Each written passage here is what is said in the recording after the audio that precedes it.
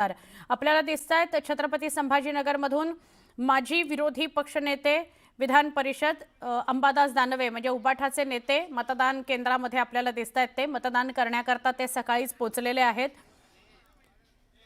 आपला मतदानाचा हक्क बजावतायत।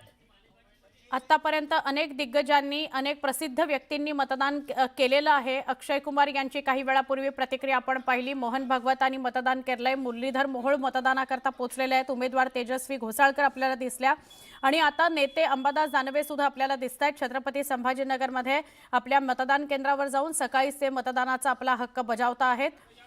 मतदान केल्यानंतर त्यांनी प्रसार माध्यमांना बोट उंचावून दाखवलं की मी मतदान केलेलं आहे। खरं तर कुठल्याही नियमाचा भंग न करता लोकप्रतिनिधी असोत, प्रसिद्ध व्यक्ती असोत, सामान्य नागरिक असोत, सगळ्यांनी मतदान करायचं आहे। बहुतांश मतदान केंद्रांवर मोबाईल आतमध्ये नेऊ दिला जात नाहीये। तो बाहेरच कुणाकडे तरी ठेवा किंवा तो जमा करा पोलिसांकडे आणि मग आज जा असं सांगितलं जातंय।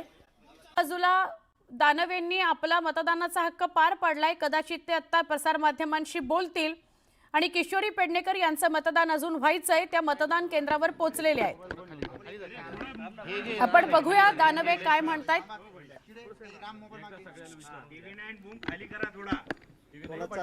अंबादास दानवे एका बाजूला मतदान करून बाहेर आले।